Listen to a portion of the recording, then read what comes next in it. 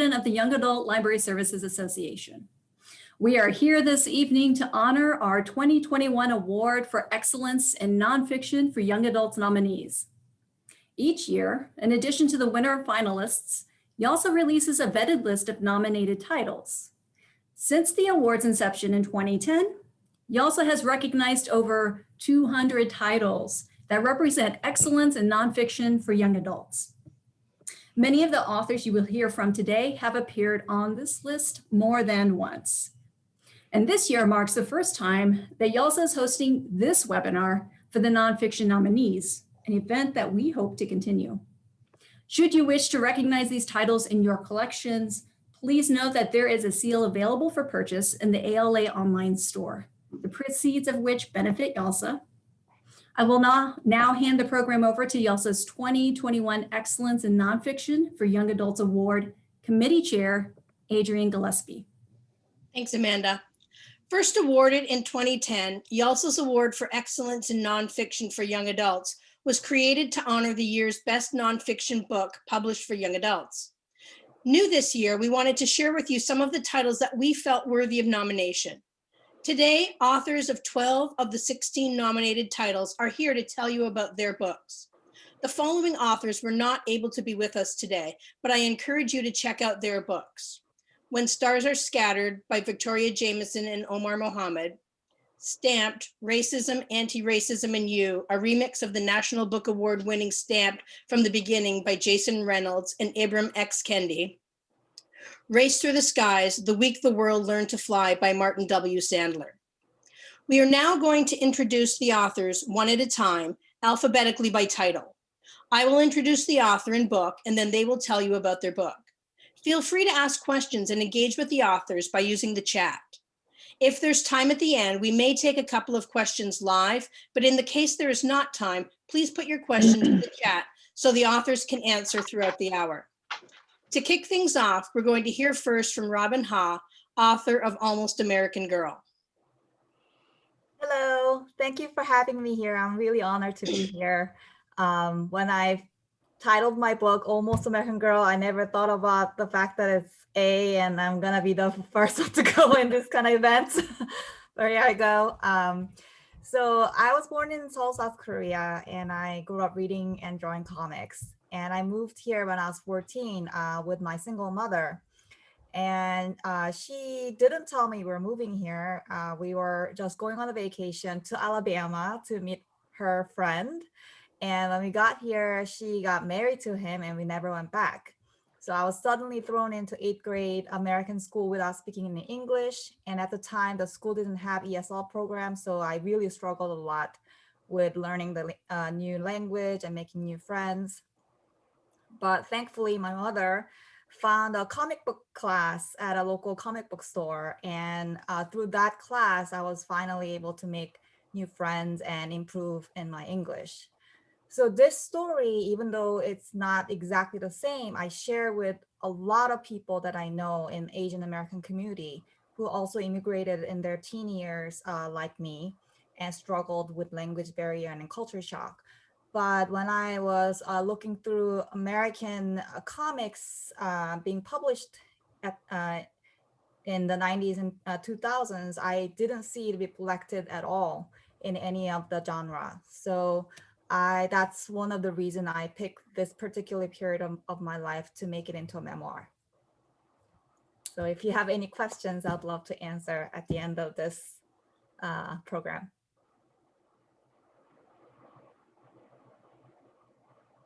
Thank you, Robin. Next, we will hear from Eric Gansworth, who also won a Prince honor for his book, Apple Skin to the Core.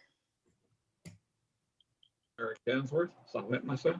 This is my book. You can see the very fine medals that are on it that I was really excited about.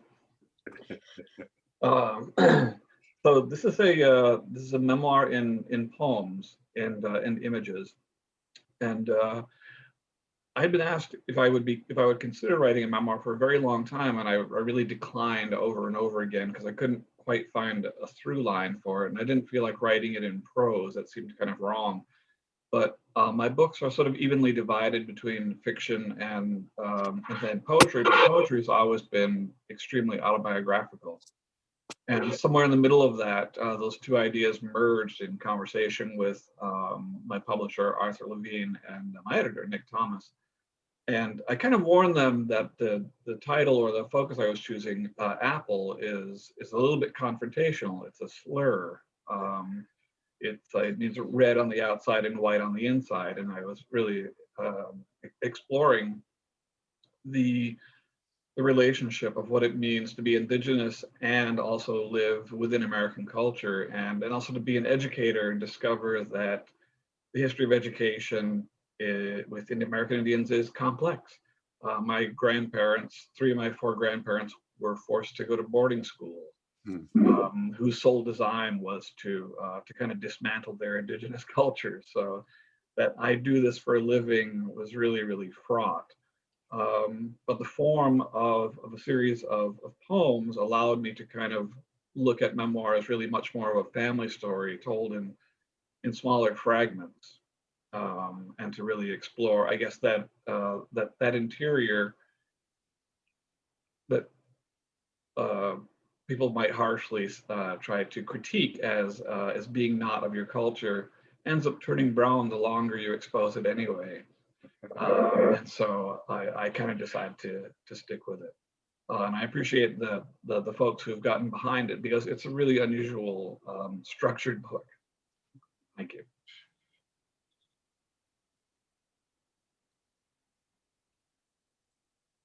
Thank you, Eric. Kim Hyun Suk and Ryan Estrada will join us next to talk about their book, Banned Book Club. Hi, I'm Ryan. I'm Hansu.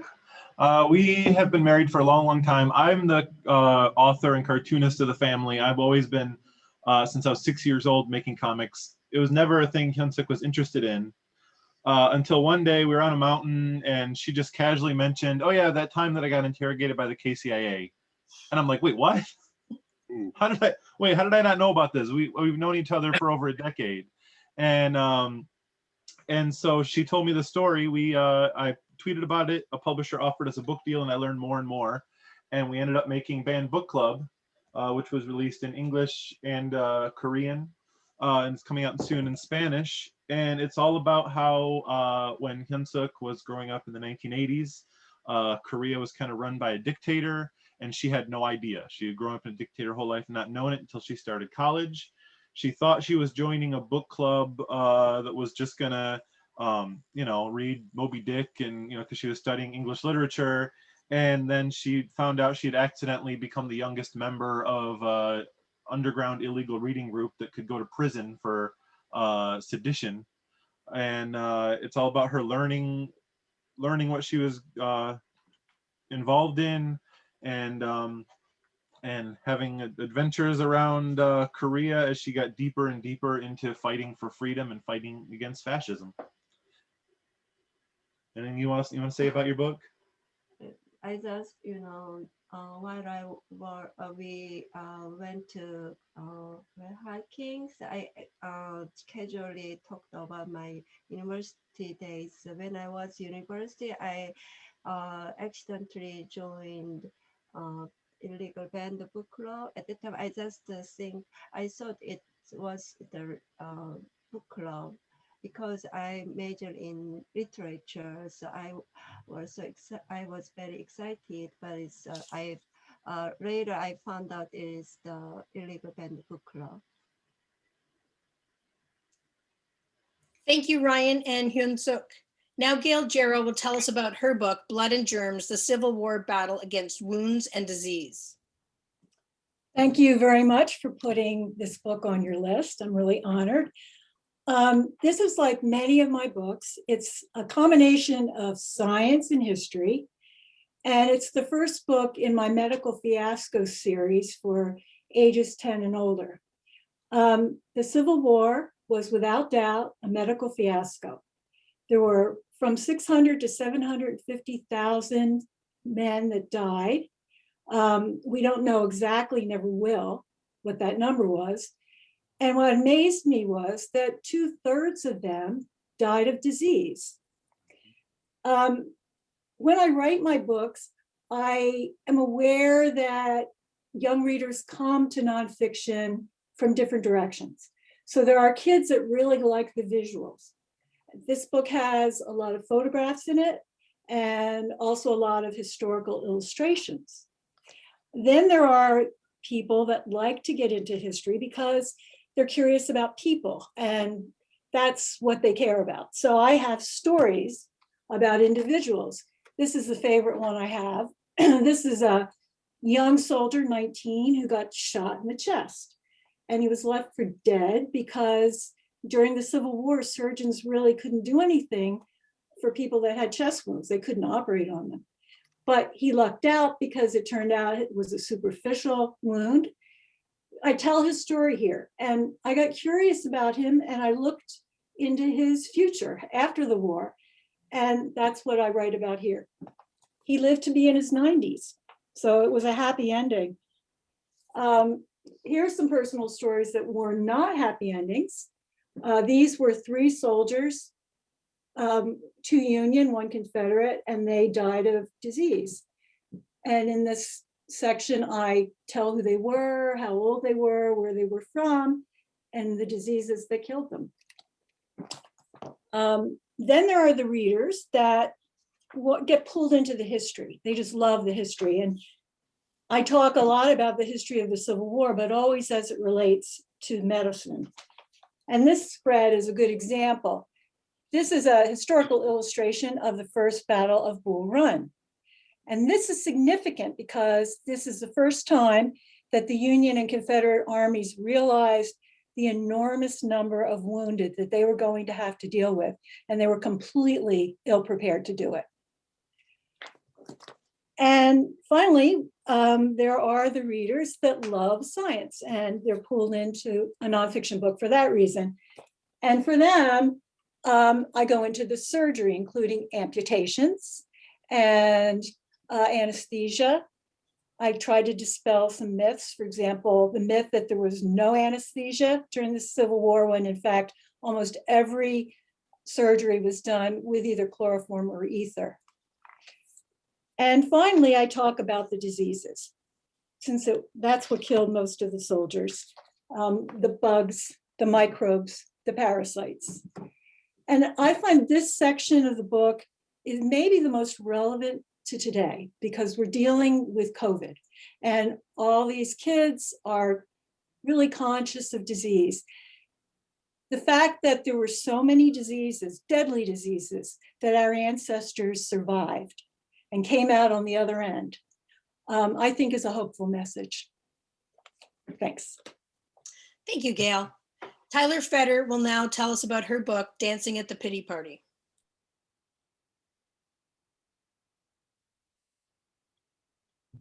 Forgot to unmute myself. Hi, everyone. I'm so happy to be here. My book is called Dancing at the Pity Party, and it is a very colorful, graphic memoir about my experience losing my mom to cancer when I was 19. I grew up in a really traditional, happy nuclear family, and the summer after my first year of college away from home, my mom was diagnosed with stage 4 cancer, which is the latest stage. And during my spring break of my second year, she died.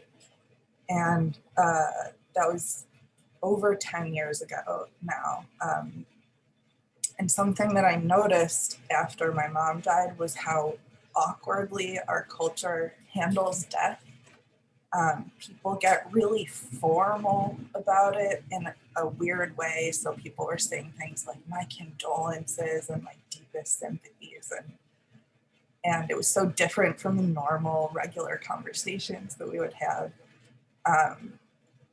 There was just generally a lot of awkwardness and silliness around death that I didn't experience going into it. I thought that death would be just really a straightforward, sad 100% of the time kind of experience. And what ended up happening was that there was a lot of laughter, and laughter that turned into crying, that turned into more laughter.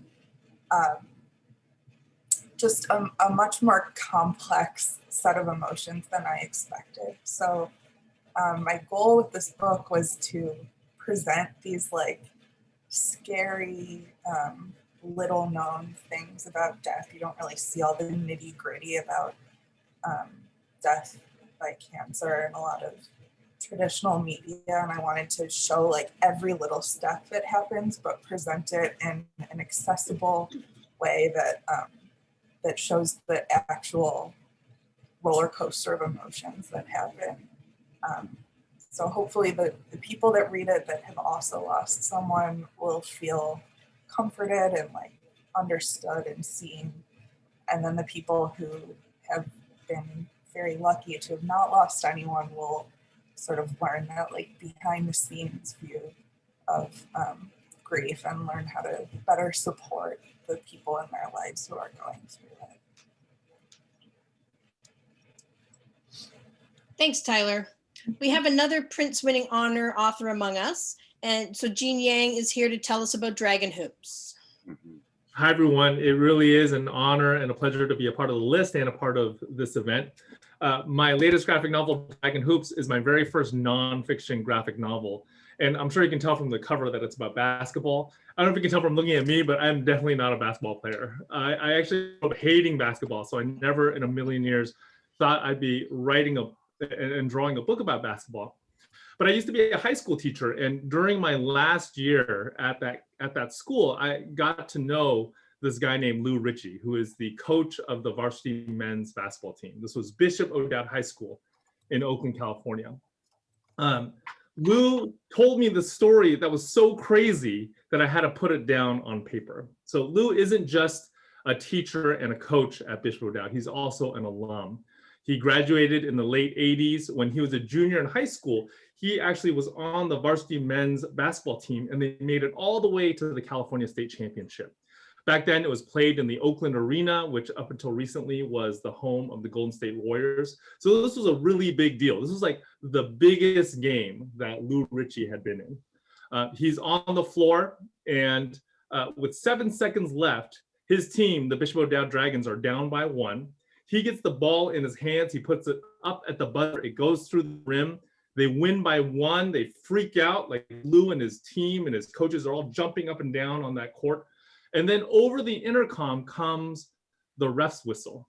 The ref invalidates that shot, the biggest shot of Lou Ritchie's life. They invalidate it because supposedly the center of the Dragons team had his hand on the rim as that ball was falling through that hoop. So it was offensive goaltending.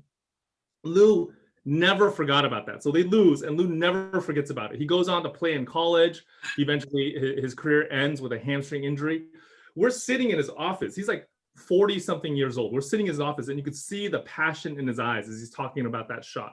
And he reaches over his desk. He grabs a DVD of that game, and he hands it to me. He goes, "Yang, you take this home, and you watch it, and you tell me if that kid's hand was on the rim." So I did. I took it home, and I watched it, and I got to tell you, it was hard to tell. It was a really, really controversial call. Like, Lou had a point.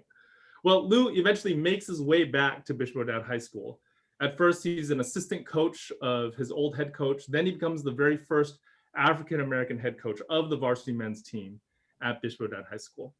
As an assistant coach and as a head coach, he led 5 different teams to the California State Championship, and he lost all 5 times. The reason why I wanted to follow him during the 2014-2015 season was because he had these 2 kids, Ivan Rabb and Paris Austin, who were the best players that the school had seen in maybe a generation. So supposedly, because of Ivan and Paris, that season was Lou's best chance at finally redeeming that old hurt from when he was in high school himself. I'm not going to tell you. I'm not going to tell you if he did it or not, because I want you to read the book. But what I will say is following his team for a season changed me. It made me into a basketball fan, but I feel like it also taught me something about courage. You know, at every single one of those games, over and over again, I saw these kids, these young men who were half my age, step onto that court with courage. And I found it incredibly inspiring. I hope that inspiration comes through when I tell their story as well.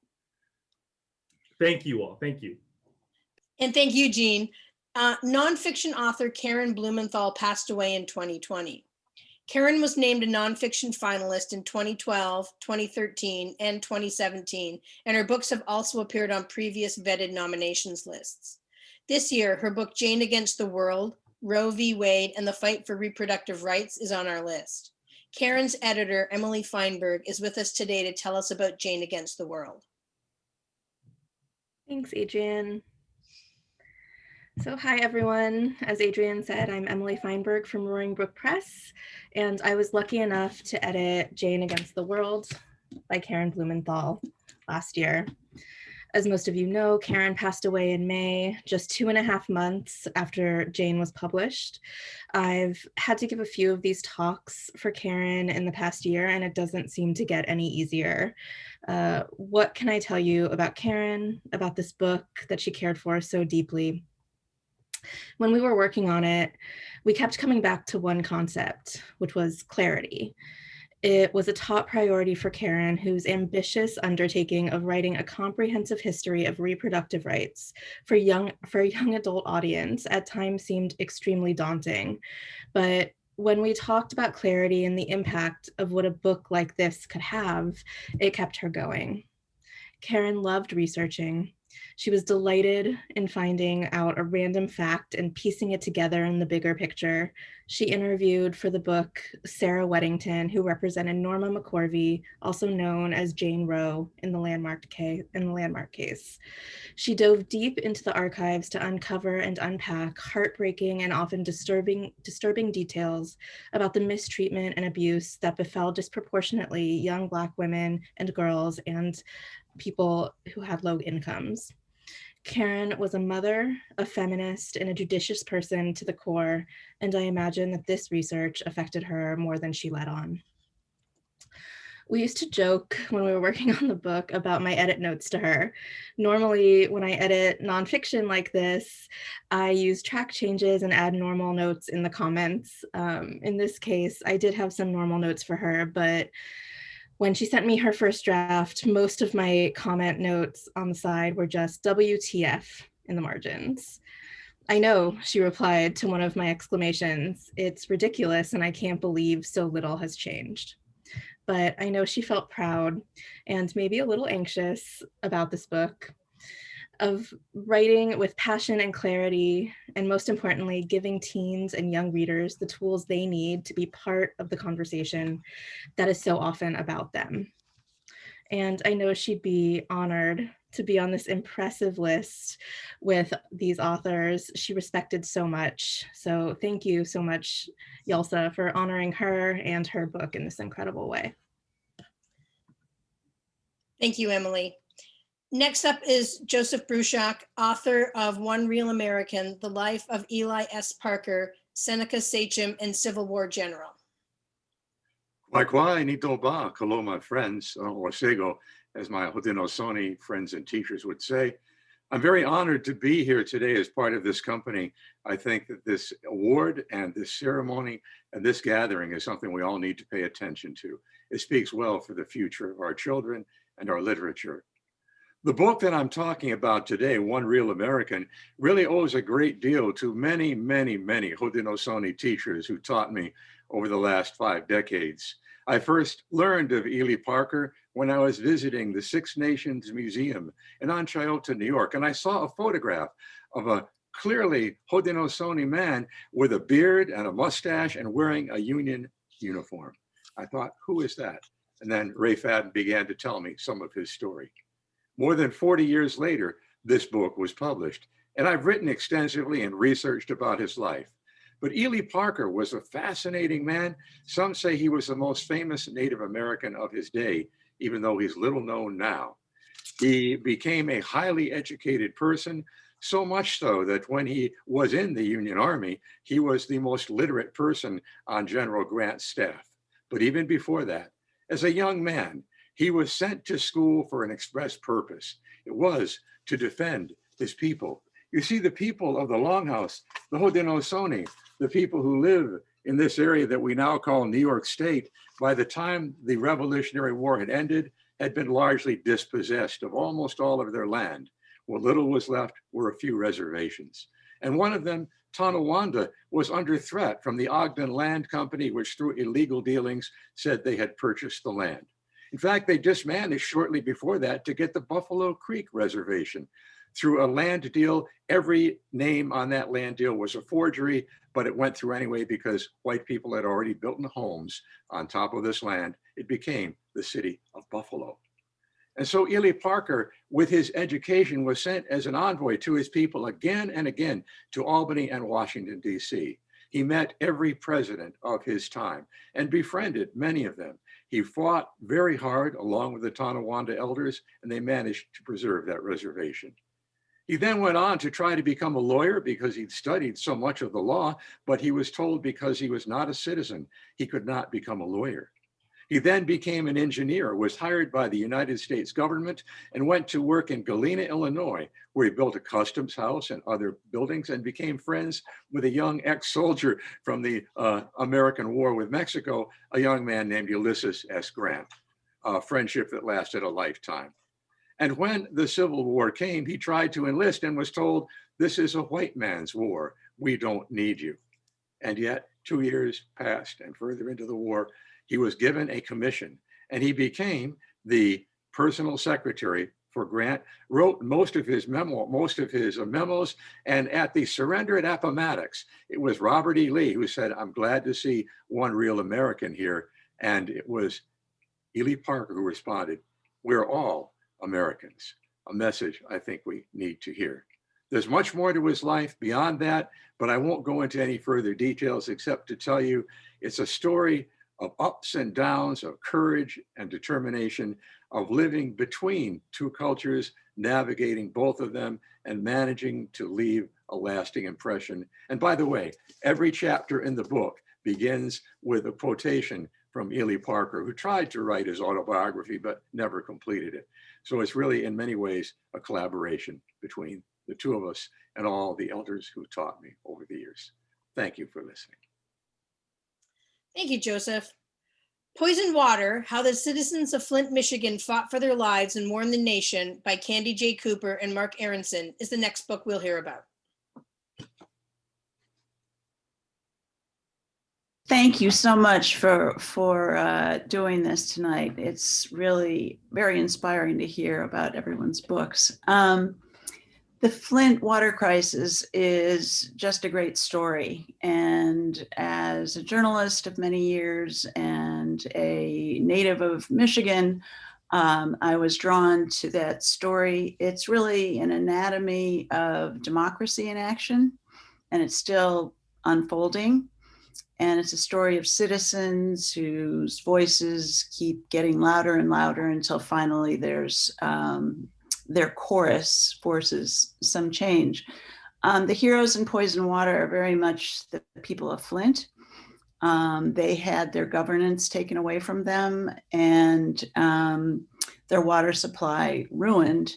And almost from the minute that the source of their water changed from Lake Huron to the Flint River, they began to notice this, something had changed. It was really an assault on their senses.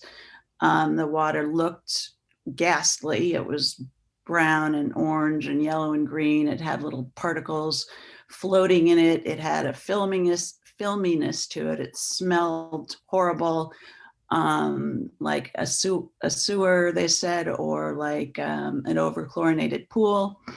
And it tasted like cleaning chemicals. Some people vomited. And these reports from early on were reported at city council meetings, in the newspaper, and Poison Water is kind of a chronicle of that. The villains of Poison Water are officials at all levels of government who kept denying this experiential truth of Flint citizens. And they blamed the residents. It was sort of a blaming the victim story, told them to relax. They called them hysterical, hopped up, misinformed. A whistleblower was called a rogue employee. And one of the quotes that we often remember as an EPA official who knew of a source for water filters for the people of Flint, but who said she wasn't sure that Flint was the kind of place that we want to go out on a limb for. And just the last point before I turn it over to Mark, I really hope that Poison Water conveys this profound sense of betrayal that was felt by the people of Flint.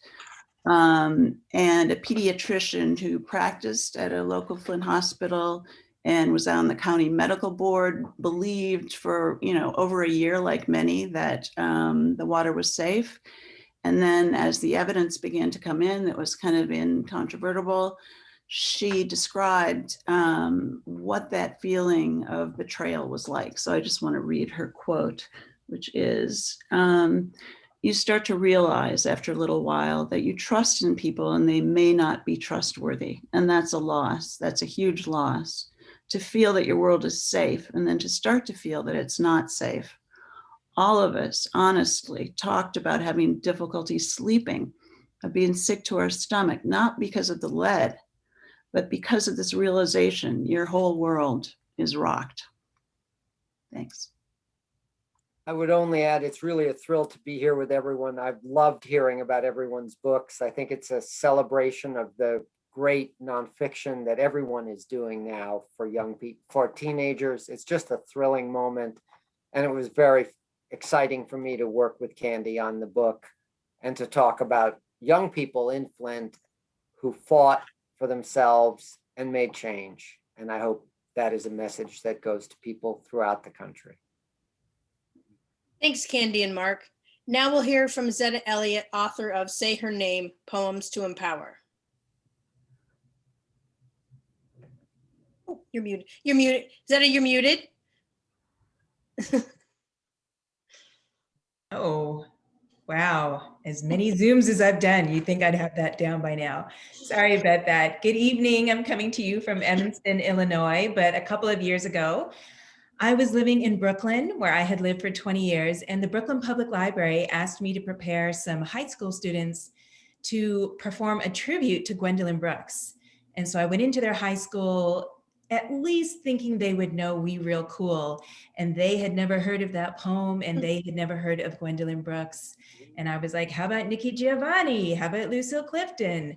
And they had never heard of either of those poets.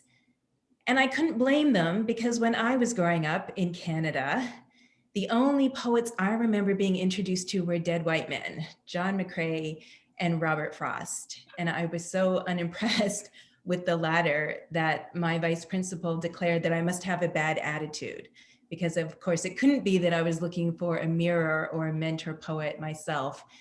So when I decided to write Say Her Name, I had a couple of reasons. One was I wanted to make sure that young people didn't grow up the way I had, being ignorant of the contributions of Black women poets. And two, I wanted to make sure that they understood that everyone could use a mentor, including a poet, and that I have learned so much to continue to learn from the poets that I read. And so I was able to include Audre Lorde and Phyllis Wheatley and Lucille Clifton and Nikki Giovanni. Their poems appear in the book.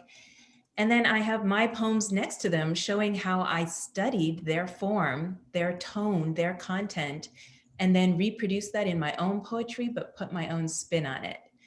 And the other reason I wanted to write this collection, you may have heard the hashtag Say Her Name, which was developed by the African American Policy Forum, helmed by Kimberly Crenshaw. If you've ever used the term intersectionality, please cite a Black woman, because she coined that term. But she developed it around the time of Sandra Bland's arrest and death in police custody, because she noticed, like so many of us did, that whenever people talked about police brutality, they only talked about Black men. And they didn't talk about what was happening to Black women and girls and the ways in which they were vulnerable as well. And then I noticed that within publishing, there was something of a trend happening, and that we were having a whole lot of young adult novels coming out where Black boys were the victims of police violence. And instead of centering the voices of Black girls, white girls were taking their place, which seemed really strange to me, since 3 Black women founded the Black Lives Matter movement. 2 of them identify as queer, one's an immigrant, and I felt as though their voices really should be centered in the conversation around police brutality and the resistance to it. So I describe my book, Say Her Name, as Black Girl Magic meets Black Lives Matter. It's a tribute to the activism of Black women and girls. It's a tribute to their beauty and their resilience. I want to make sure that young readers, everybody knows that Black women are more than just their oppression. We have a long history of resistance. We come from a long line of storytellers, truth tellers, and that's really what I wanted to achieve with Say Her Name. And I'll just show one quick illustration because the book is illustrated by Love Is Wise. And they did some absolutely gorgeous, vibrant illustrations that I think really bring the poems to life. Thank you. Thank you, Zetta. Kenneth C. Davis, author of Strong Man, The Rise of Five Dictators and the Fall of Democracy, is up next. Thank you so much. Thank you, YALSA. It is a tremendous pleasure to listen to all of these wonderful colleagues of ours and to be here with you, especially so pleased that my dear friend Karen Blumenthal is remembered tonight. She was a wonderful colleague and a wonderful friend, and she's sorely missed. So I'm glad we were able to think about her for a minute. I started writing 30 years ago for adults, and I wrote Don't Know Much About History, and it was a book about questions and answers about American history. I never thought in that 30 years I'd have to ask if democracy would survive, but in the last few years, not in the last 4 years, but for a while, I began to ask that question. How do we protect democracy? I had assumed, like a lot of us, that it would last forever.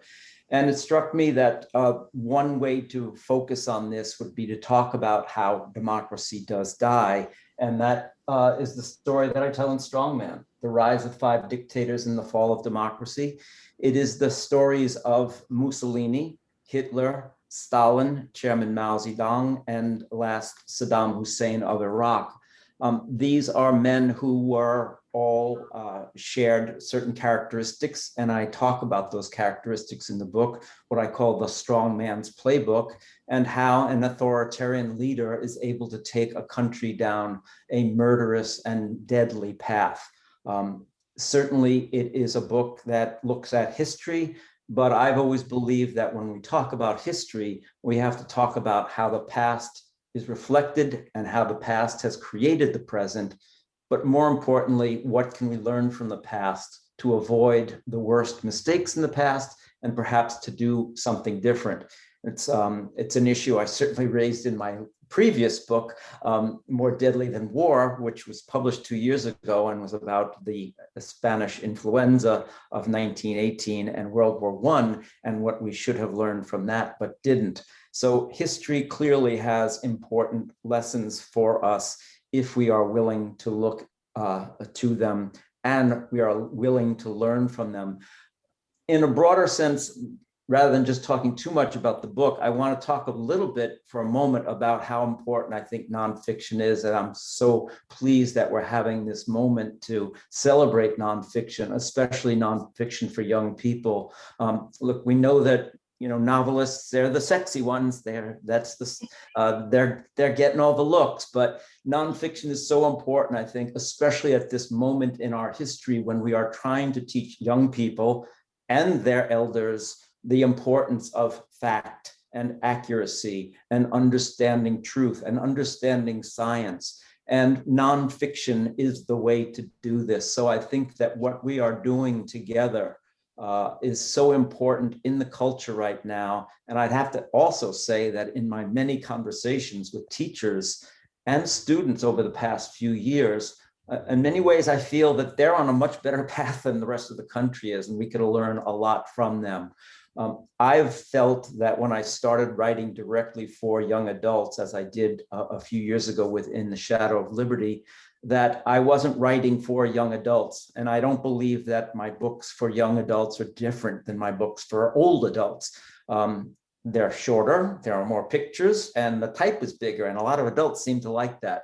But to me, the important idea was that young people and their parents or their teachers or their others could read these books together and have a kitchen table conversation, whether it's about slavery or a pandemic or saving democracy, which this book is ultimately about. My books have always asked questions, and the last question in this one is actually borrowed from Dr. Seuss, The Cat in the Hat, where he asks, if you were confronted by this, what would you do? And that's a hard question for all of us. So thanks again for this opportunity. Very, very grateful. Thank you, librarians. I am a child of the library, and if it weren't for you, I don't know where I'd be. Thank you. Thanks, Kenneth. Last but not least, we have Todd Hazak, author of We Are Power, How Nonviolent Activism Changes the World. Hi, everybody. First of all, thank you for having me. Thank you for hosting this event. It is a great honor to be here. I'm talking to you from the World Capital of Children's Literature, Evanston, Illinois. Hi, Zeta. I had no idea you lived here. But it's great to go after Kenneth, because a lot of what I wanted to say, he was talking and I was like, oh, I wanted to say something along those lines too. So that's great. So my book is called We Are Power, How Nonviolent Activism Changes the World. It's a history of nonviolent movements in the 20th century primarily. There are chapters on Gandhi and the Indian independent movement, on Alice Paul and the women's suffrage movement, on Martin Luther King and the civil rights movement, in particular, the Birmingham Campaign of 1963. There is a chapter on the farm workers movement, a chapter on the Velvet Revolution in Czechoslovakia, and the book ends with an ongoing chapter about Greta Thunberg and the climate movement. There's a lot of fine books on various elements of this book. There's tons of books on MLK, there's books on Gandhi, there's books on Cesar Chavez. There are not really any books, there's barely any books for adults that are really surveys of nonviolent activism, nonviolent history. So this book fills a big gap. The other thing that's odd about this book, but I think quite telling, is that it's a history book whose title has two present tense verbs in it. We Are Power, How Nonviolent Activism Changes the World. So this is, on the one hand, this is a book of history. On the other hand, this is a kind of book that there should be more of for young people, that sexy topic known as political theory. This is really a book that is about what is power, how does change happen, and in particular, how and why do nonviolent movements work? How do they affect change? And I think for this reason, this is a book that translates really nicely from history to what is going on right now. I think all of us that write about and read about and teach the past, as Kenneth said, we feel like, oh, there's this relevance to the present, but often it can be difficult with our young readers to make that really clear. And I think as this book moves from the past into the present, that becomes really clear to the reader. So this is a book that throughout, sprinkled through, are lessons about who really has power, how does change happen, and things like that. For educators that are interested, for instance, in making sense of the Black Lives Matter protests over the summer, not just why did they happen, but what did they do? Why were they effective? What changes have they made possible? This is a book that by reading these other stories will really help illuminate, again, why this is a way to make change. This is a book about what does one do when institutions are broken. I think all of us are breathing a little bit easier now. I wrote this book during a time in which I was trying very hard to fight a lot of despair and fear and frustration. And I think reading these stories helps people kind of say and see, oh, I have power as well. If I'm willing to work with other people, we can gather together and have power. And I think despite the fact that I think most of us are sleeping a little bit more soundly than we were 4 months ago, that there's an enormous amount of work to do. And this is a book that's really going to help in part train this young generation of activists who, no thanks to us, have a lot of work to do in fixing the world and making our institutions work more effectively. So above all, I find this book to be very uplifting. It was writing it It was weird during the time I was working on this. I was kind of more optimistic and in better mood than most of my friends who were just sort of doom scrolling all day. So again, thank you so much for having me. I would suggest anyone who intends to write a book that may get recognized for an honor like this, start it with a letter that's earlier in the alphabet. But otherwise, it's been a pleasure, and thank you all. Yeah. Thank you, Todd, and thank you for being the guy that gets to go very last. Thank you for pronouncing my name correctly. I've never even done that, so thank you. Thank you. Well, thank you to teaching. I think it's teachingbooks.net because it's good. I checked everybody's name ahead of time.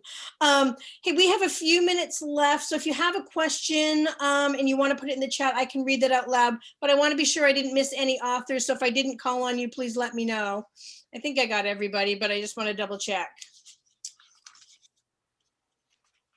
And I'll just give it a minute or two. While I'm waiting to see if there are any questions, I'm just going to remind people that tomorrow night, Thursday, February 25th at 6 p.m. Central Time, you can join us to celebrate the Morris winners and finalists as well. Still waiting to see if there. Oh, question coming up about anybody want to talk about next projects before we wrap up?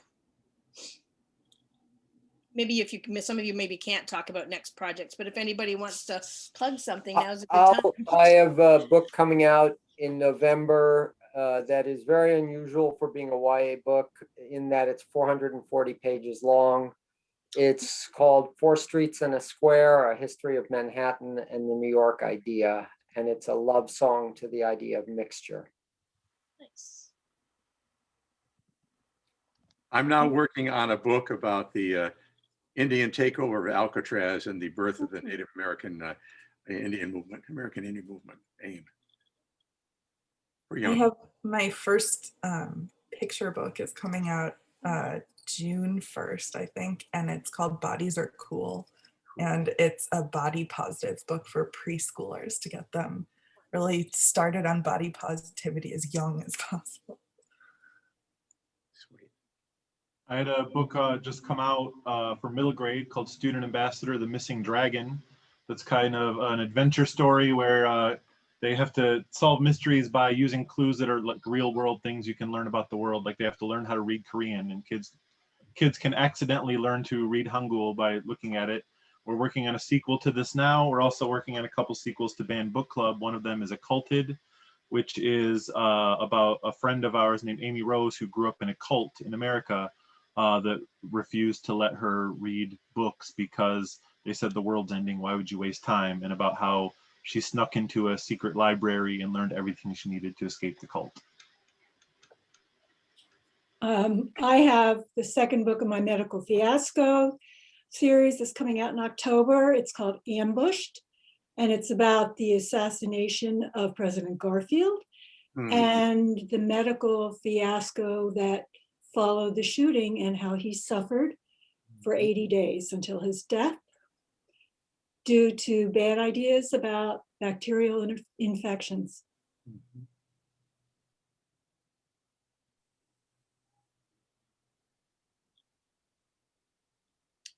Yes. All right, well then I'm going to say thanks to everybody for joining us, and hopefully we'll be able to see some of you tomorrow at the Morris event, and have a great evening. Thank you. Thank you for having us. Thanks, everybody. Bye.